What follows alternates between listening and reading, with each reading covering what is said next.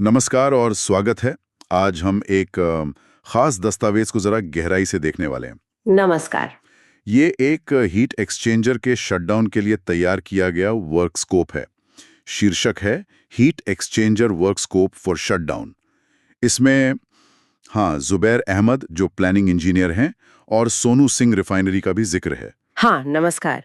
ये दस्तावेज जो है ये हमें एक इंडस्ट्रियल यूनिट मतलब खास तौर पर एक रिफाइनरी वो कैसे काम करती है उसकी एक झलक देता है। हाँ, हीट एक्सचेंजर जैसे उपकरण ये बहुत महत्वपूर्ण होते हैं और इनकी मेंटेनेंस की प्लानिंग कितनी आप सोचिए बारीकी से होती है, ये इसमें साफ दिखता है। हाँ, वो तो है। देखने से ही लग रहा है कि ये एक टेक्निकल डॉक्यूमेंट है। शायद किसी खास मेंटेनेंस प्रोजेक्ट के लिए ही बना होगा। बिल्कुल। और इसमें प्लान करने वाले इंजीनियर का नाम भी है, तो वो इसे और पुख्ता बनाता है। बिल्कुल। इसे आप एक तरह का डिटेल्ड एक्शन प्लान समझ सकती हैं। ये सिर्फ ये नहीं बताता कि क्या करना है, बल्कि किस ऑर्डर में करना है, कौन सी सेफ्टी सावधानियां रखनी है।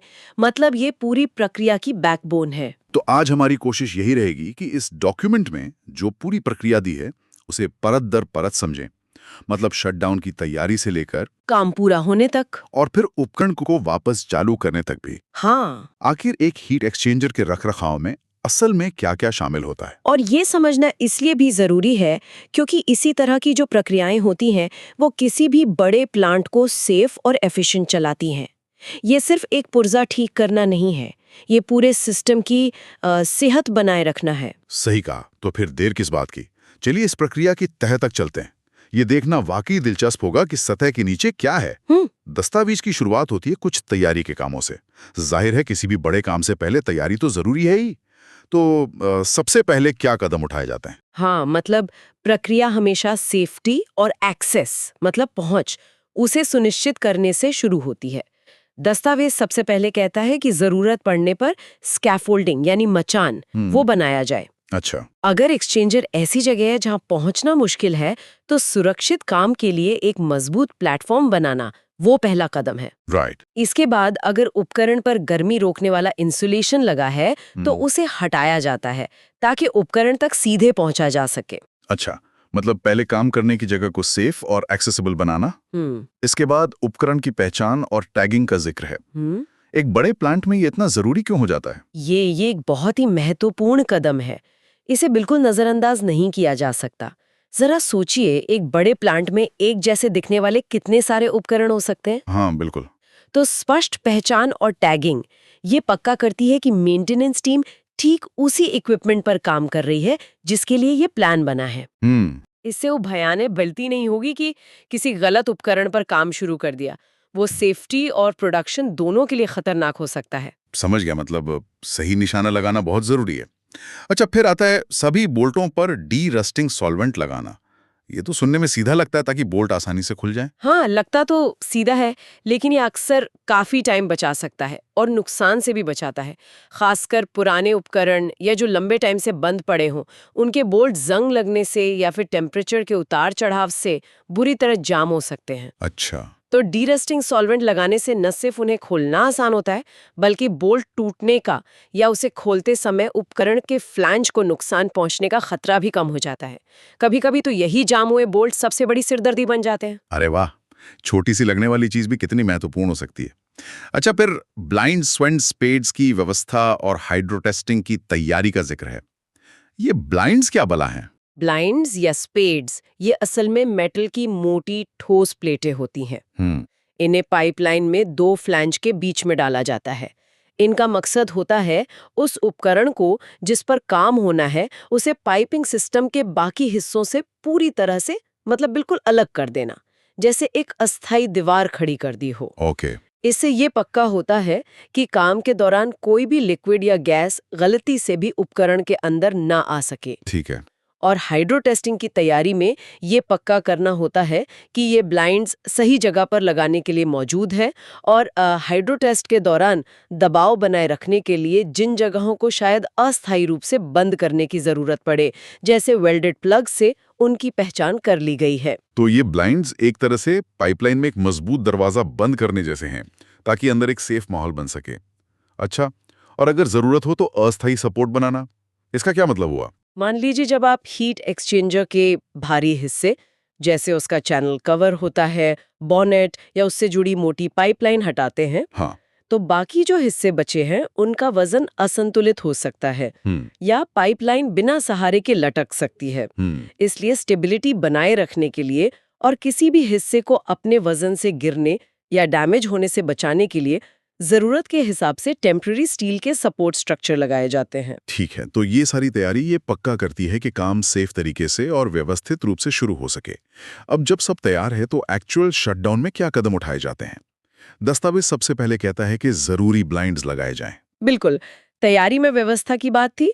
अब शटडाउन शुरू होते ही सबसे पहले उन ब्लाइंड्स को उनकी तय जगहों पर फिट किया जाता है। ये आइसोलेशन मतलब अलग करने का वो फाइनल स्टेप है। अच्छा। इसके बाद ही उपकरण को खोलना सेफ माना जाता है। फिर उस उपकरण से जुड़ी जो भी पाइपिंग हटानी है उसे खोला जाता है, और जैसा हमने बात की, अगर पाइपिंग हटाने से किसी सपोर्ट की जरूरत पड़ती है तो उसी टाइम वो टेम्पररी सपोर्ट लगा दिए जाते हैं। यहाँ से प्रक्रिया और दिलचस्प हो रही है। इसके बाद फ्रंट और रियर बॉनेट कवर को खोलना, मतलब एक्सचेंजर के दोनों सिरे खोले जा रहे हैं। इसके अंदर क्या मिलता है फिर? कवर खुलते ही सबसे पहला काम होता है विजुअल इंस्पेक्शन, मतलब आंखों से जांच। एक अनुभवी इंजीनियर या तकनीशियन अंदर झांककर देखता है ट्यूब बंडल कैसा दिख रहा है, कहीं कोई टूटा हुआ पार्ट, बहुत ज्यादा गंदगी या जंग या करोजन के साफ निशान तो नहीं है। ये जो पहला असेसमेंट होता है ना, ये आगे की सफाई और टेस्टिंग की दिशा तय करने में बहुत हेल्पफुल होता है। कभी-कभी यहीं से किसी बड़ी प्रॉब्लम का पहला सिग्नल मिल जाता है। और फिर आती है सफाई। दस्तावेज में हाइड्रोजेटिंग का जिक्र है। ये सुनने में काफी पावरफुल लगता है। ये किस तरह की सफाई है और क्यों इस्तेमाल की जाती है? हाइड्रोजेटिंग वाकई में एक पावरफुल और इफेक्टिव सफाई तकनीक है। इसमें पानी को बहुत ही हाई प्रेशर पर हजारों PSI तक हो सकता है, एक खास नोजल से स्प्रे किया जाता है। अच्छा। पानी की ये तेज धार ट्यूबों के अंदर और बाहर कवर की सतहों पर चिपकी हुई सख्त से सख्त गंदगी, स्केल यानी पपड़ी या प्रोसेस से जमा हुई गंदगी को काटकर हटा देती है। इसे अक्सर केमिकल सफाई से बेहतर माना जाता है क्योंकि ये पर्यावरण के लिहाज से ज्यादा सेफ है और कई तरह की गंदगी पर असरदार होती है। हाँ, ये जरूर ध्यान रखना होता है कि प्रेशर इतना भी न हो कि ट्यूबों को ही नुकसान पहुंच जाए। समझ गए, यानी हाई प्रेशर पानी से पूरी तरह धुलाई। सफाई के बाद दस्तावेज में कई तरह के निरीक्षणों की झड़ी लगी हुई है। VT, UT, PT, ट्यूब वीडियोस्कोपी और RFET द्वारा ट्यूब निरीक्षण। अरे बाप रे, इतने सारे अलग अलग टेस्ट क्यों? क्या एक या दो काफी नहीं है? ये एक बहुत अच्छा सवाल है और यहीं पर इस प्रक्रिया की बारीकी समझ आती है। ये सब असल में नॉन डिस्ट्रक्टिव टेस्टिंग NDT तकनीकें हैं।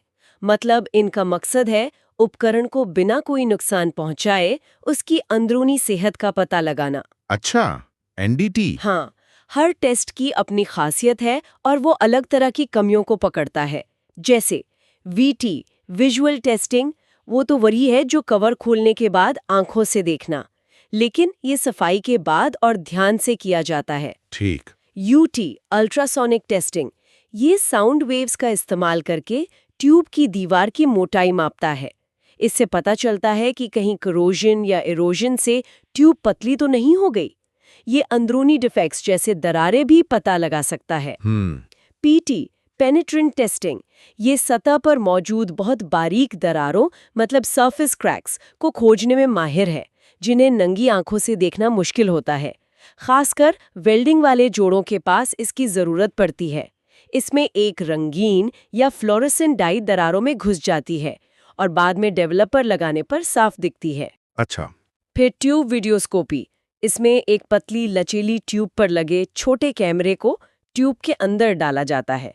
इससे ट्यूब के अंदर की हालत का सीधा वीडियो देख सकते हैं, कहीं ब्लॉकेज है, पिटिंग यानी गड्ढे हैं या कोई और डैमेज। अरे वाह। और RFET remote field eddy current testing, ये एक एडवांस्ड इलेक्ट्रोमैग्नेटिक तकनीक है जो ट्यूब की पूरी लंबाई में मोटाई के नुकसान या दरारें जैसी कमियों का पता लगा सकती है, खासकर फेरोमैग्नेटिक ट्यूब्स के लिए। बाप रे, ये तो जैसे शरीर के लिए MRI, एक्सरे और एंडोस्कोपी सब एक साथ कर देना हुआ। मतलब हर तरह की संभावित समस्या को पकड़ने की कोशिश है ये। हाँ, बिल्कुल सही समझा आपने। हीट एक्सचेंजर जैसे उपकरण जो हैं, वो हाई प्रेशर और टेम्परेचर पर काम करते हैं। ट्यूबों में एक छोटा सा लीक भी खतरनाक हो सकता है। या पूरे प्लांट को बंद करवा सकता है। सही बात है। और एफिशिएंसी के लिए बिल्कुल जरूरी है। फिर दस्तावेज में वेल जोड़ों की बफिंग का जिक्र है, निरीक्षण आवश्यकताओं के अनुसार। इसका क्या मतलब है? अगर इंस्पेक्शन के दौरान कोई ऐसी कमी मिलती है जिसे वेल्डिंग करके ठीक किया गया है या कोई और रिपेयर हुआ है जिसमें वेल्डिंग शामिल है, तो अक्सर एनडी स्टैंडर्ड्स के हिसाब से उन वेल्डिंग वाले जोड़ों की सतह को स्मूथ करना पड़ता है। अच्छा। इसी को बफिंग कहते हैं। ऐसा इसलिए किया जाता है ताकि सतह पर दोबारा पीटी या यूटी जैसे टेस्ट सही ढंग से किए जा सकें, या फिर बस वेल्ड की फिनिशिंग सही हो और उस पर कोई शार्प एज न रहे। ठीक है। तो मरम्मत और इतने सारे परीक्षणों के बाद अगला बड़ा कदम क्या होता है? अगला महत्वपूर्ण पड़ाव है हाइड्रो टेस्ट। दस्तावेज कहता है कि शेल साइड हाइड्रो टेस्ट करने के लिए जरूरी व्यवस्था की जाती है। हाइड्रो टेस्ट में क्या होता है कि उपकरण के उस हिस्से को, यहाँ शेल साइड यानी ट्यूबों के बाहर का हिस्सा, पानी से भरा जाता है और फिर धीरे धीरे प्रेशर बढ़ाया जाता है, आमतौर पर उसके नॉर्मल ऑपरेटिंग प्रेशर से काफी ज्यादा, एक तय वैल्यू तक। फिर उस प्रेशर पर उसे कुछ देर रखा जाता है, ये देखने के लिए कि कहीं से कोई लीक तो नहीं हो रहा और उपकरण ये प्रेशर सेफली झेल पा रहा है या नहीं। ये एक तरह से उपकरण का फिटनेस टेस्ट है। और अगर ये टेस्ट पास हो गया तो हाइड्रो टेस्ट की स्वीकृति मिलती है और बॉक्सअप के लिए क्लियरेंस। हाँ बिल्कुल। अगर तय समय तक प्रेशर बना रहता है और कहीं कोई लीक या डिफॉर्मेशन नजर नहीं आता तो हाइड्रो टेस्ट सफल माना जाता है। इसकी स्वीकृति मिलने के बाद ही उपकरण को वापस बंद करने यानी बॉक्सअप करने की हरी झंडी मिलती है। अच्छा। दस्तावेज ये भी बताता है कि अगर हाइड्रो टेस्ट के लिए कुछ छेदों को टेम्परेरीली वेल्ड करके बंद किया गया था, प्लग वेल्डिंग, तो उन्हें अब परमानेंटली वेल्ड कर दिया जाता है। ओके। इसके बाद फ्रंट और रियर बोनेट कवर को वापस उनकी जगह लगाकर नई गैस्केट के साथ फिट किया जाता है और फिर बोल्ट्स को सही पैटर्न और स्पेसिफाइड टॉर्क वैल्यू तक टाइट किया जाता है। ये बॉक्सअप सिर्फ कवर लगाना नहीं है, बोल्ट को सही टॉर्क तक कसना बहुत जरूरी है। हाँ ये तो है। अगर कम कसा तो लीक होगा, ज्यादा कसा तो बोल्ट या फ्लैंज खराब हो सकता है। ठीक है, तो उपकरण अब वापस बंद हो गया है और इसकी मजबूती भी जांच ली गई है। काम लगभग सिमटने की ओर है। अंतिम चरण क्या है? इन्हें पोस्ट टर्न अराउंड गतिविधियां कहा गया है। हाँ, अब उपकरण को वापस सिस्टम से जोड़ने और नॉर्मल कंडीशन में लाने का टाइम है। सबसे पहले होती है डी ब्लाइंडिंग। D blinding? हाँ, यानी शुरुआत में जो ब्लाइंड्स या स्पेड्स आइसोलेशन के लिए लगाए गए थे, उन्हें पाइपिंग सिस्टम से निकाल लिया जाता है। अच्छा, वो अस्थायी दीवारें अब हटा दी जाती हैं। बिल्कुल। इसके बाद जो पाइपिंग कनेक्शन खोले गए थे, उन्हें नए गैस्केट के साथ वापस जोड़ा जाता है और फिर से ये पक्का किया जाता है कि सभी बोल्ट्स को स्पेसिफिकेशन के अनुसार सही टॉर्क तक टाइट किया गया है। ये लीक प्रूफ कनेक्शन के लिए बहुत जरूरी है। और सबसे अंत में, अगर शुरुआत में इंसुलेशन हटाया गया था तो उसे वापस लगाया जाता है और अगर मचान बनाया गया था तो उसे हटा दिया जाता है। एकदम सही। इंसुलेशन वापस लगाना उपकरण की फंक्शनैलिटी, गर्मी का लेन देन और आसपास काम करने वालों की सेफ्टी दोनों के लिए जरूरी है। मचान हटाकर वर्क एरिया को साफ और सुरक्षित बना दिया जाता है। ठीक है। इस पूरी कवायद का लक्ष्य यही है कि हीट एक्सचेंजर अगले ऑपरेशन साइकिल के लिए पूरी तरह से तैयार हो, सेफ, भरोसेमंद और अपनी पूरी एफिशिएंसी से काम करने वाला। तो कुल मिलाकर हमने देखा कि एक हीट एक्सचेंजर का शटडाउन मेंटेनेंस कोई छोटा मोटा काम बिल्कुल नहीं है। इसमें कितनी डिटेल प्लानिंग, कितने सारे स्टेप्स और कितनी तरह की एक्सपर्टीज शामिल है। हाँ बिल्कुल। तैयारी और सेफ्टी से शुरू होकर उपकरण को सिस्टम से अलग करना, उसे खोलना, हाइड्रोजेटिंग जैसी तकनीक से सफाई करना, फिर वीटी, यूटी, पीटी, आरएफईटी, वीडियोस्कोपी जैसे कई एनडीटी टेस्ट से उसकी पूरी जांच करना, हाइड्रो टेस्ट से मजबूती की पुष्टि करना और फिर हर चीज को ध्यान से वापस जोड़कर नॉर्मल कंडीशन में लाना। यहाँ जो बात सबसे इम्प्रेस करती है वो है इस पूरी प्रक्रिया का कितना सिस्टमैटिक और साइंटिफिक तरीका है। हर कदम, खासकर ये अलग अलग एनडीटी तकनीकें इसलिए डिजाइन की गई हैं ताकि कोई भी छिपी हुई कमजोरी या प्रॉब्लम नजरअंदाज ना हो जाए। सही। जो आगे चल के किसी बड़े हादसे या प्रोडक्शन के लॉस का कारण बन सकती है। ये वाकई में दिखाता है कि इंडस्ट्रियल मेंटेनेंस कितना कॉम्प्लेक्स और कितना जरूरी है। जुबैर अहमद जैसे प्लानिंग इंजीनियर और सोनू सिंह रिफाइनरी जैसी संस्थाओं के लिए ये प्रक्रियाएं उनके ऑपरेशन की लाइफलाइन है। ये निश्चित रूप से बाहर से देखने में जैसा लगता है कि बस खोला, साफ किया और बंद कर दिया, उससे कहीं ज्यादा गहरा और तकनीकी काम है। इसमें तो इंजीनियरिंग के सिद्धांत, कड़े सेफ्टी प्रोटोकॉल, मॉडर्न टेक्नोलॉजी और स्किल्ड कारीगरों का बेहतरीन तालमेल चाहिए होता है। आपने सही कहा, हर स्टेप पिछले पर निर्भर करता है और पूरी टीम, इंजीनियर, तकनीशियन, इंस्पेक्टर, सेफ्टी वाले, सबके बीच बिल्कुल सटीक कोऑर्डिनेशन और कम्युनिकेशन जरूरी है। एक भी चूक पूरी प्रक्रिया को असर कर सकती है। इस पूरी प्रक्रिया की कॉम्प्लेक्सिटी को देखते हुए ये सोचने पर मजबूर करता है कि एक बड़े इंडस्ट्रियल प्लांट जैसे कि ये रिफाइनरी, जहां ऐसे न जाने कितने ही उपकरण दिन रात काम करते हैं, उन सब के रख रखाव का कोऑर्डिनेशन और प्लानिंग करना कितना चुनौतीपूर्ण होता होगा। इसके लिए किस लेवल की प्रिसीजन, दूरदर्शिता और टीम वर्क की जरूरत पड़ती होगी, ये अपने आप में एक बहुत बड़ा सिस्टम है।